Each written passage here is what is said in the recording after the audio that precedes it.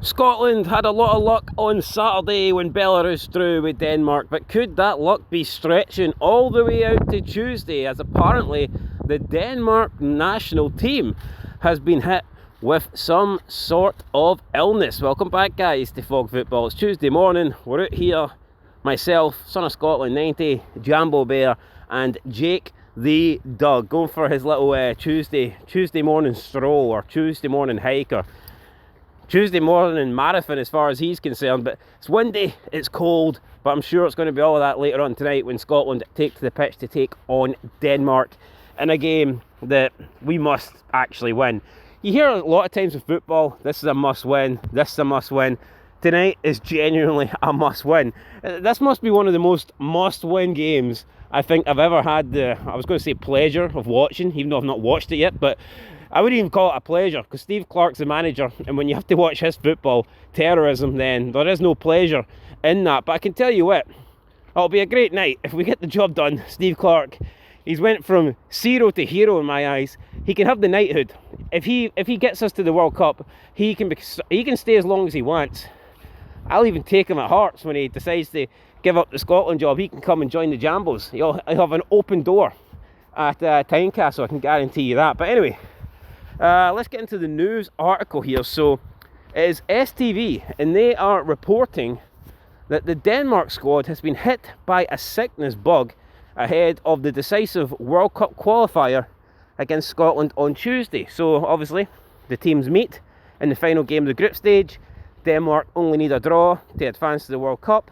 In reality, they've kind of blown it. They should already be there, but they couldn't beat Belarus despite being 1-16 odds-on favourites, heavy favourites, massive favourites. So that's on them. You know, they had their chance, they blew it.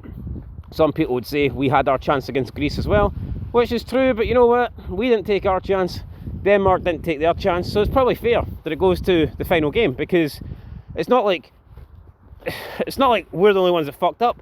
Denmark, they should beat Belarus at home. And I'd argue that if you can't beat Belarus at home, then I don't think that's worthy of getting you to the World Cup. So therefore, I think Denmark have to earn their way with one more win, or one more result, and that's what they'll have to try and do tonight when they take us on. But according to STV, like I said, there has been an illness, more of a stomach bug, I believe, that's hit the Denmark camp. So Denmark manager Brian Reimer told Dr. Sporting, which I believe is some form of website, or, well, Dr. Sporting, I mean, it could be a Danish doctor, but I don't know, it just sounds too similar. Sporting just sounds like it's a website or an article or a news outlet or something. But here, could very well be a Danish doctor.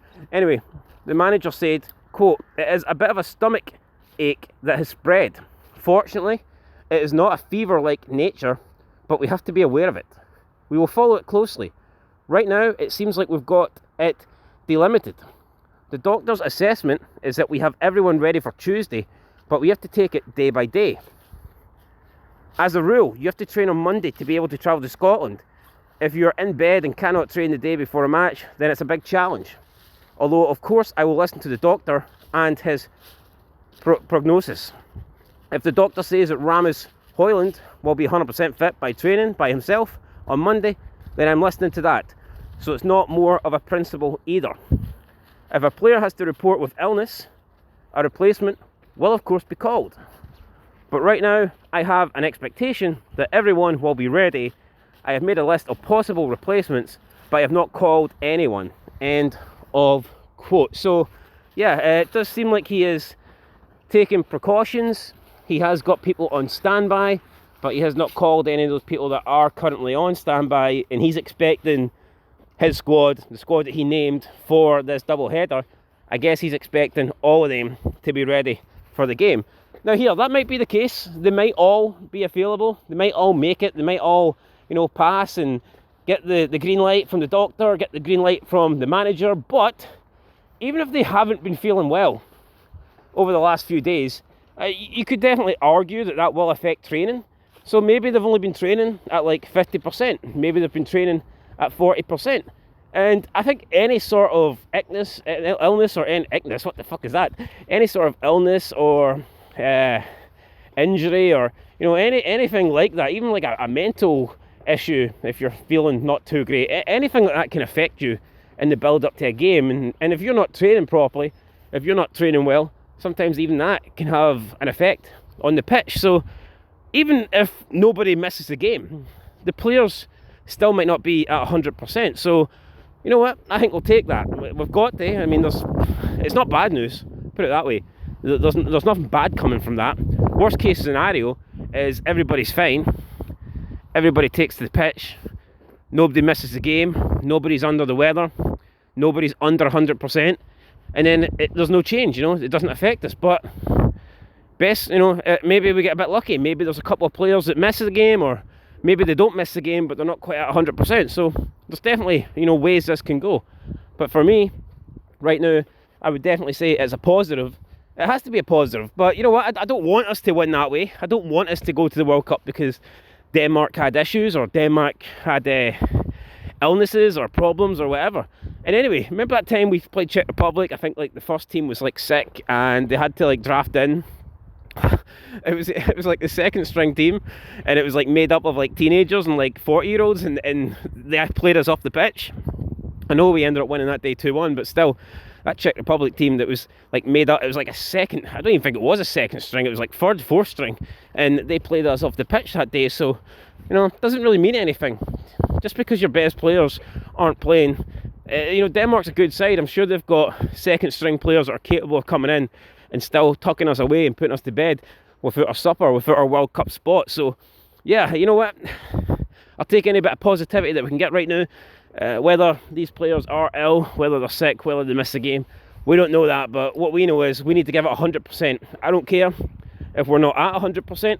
I don't care if the players aren't doing well. We need to give it 100%, and we need to give it our all and make sure that we are there, and make sure that we are qualifying for the World Cup in North America. Anyway guys, that's it for early morning video. It's absolutely fucking freezing. We're going to end this here. Lots more Scotland content to come later on today. Big match tonight.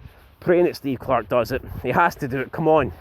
He owes us. You know, there's been so many shit performances, so many shit managerial tactics and decisions from him over like the past couple of years. I mean, you look at the two international tournaments, just filled with disappointment. 4 defeats, 2 draws. I think he owes us a big result, and tonight is that result. So here's hoping we do it. I think we will. I'm going to be confident.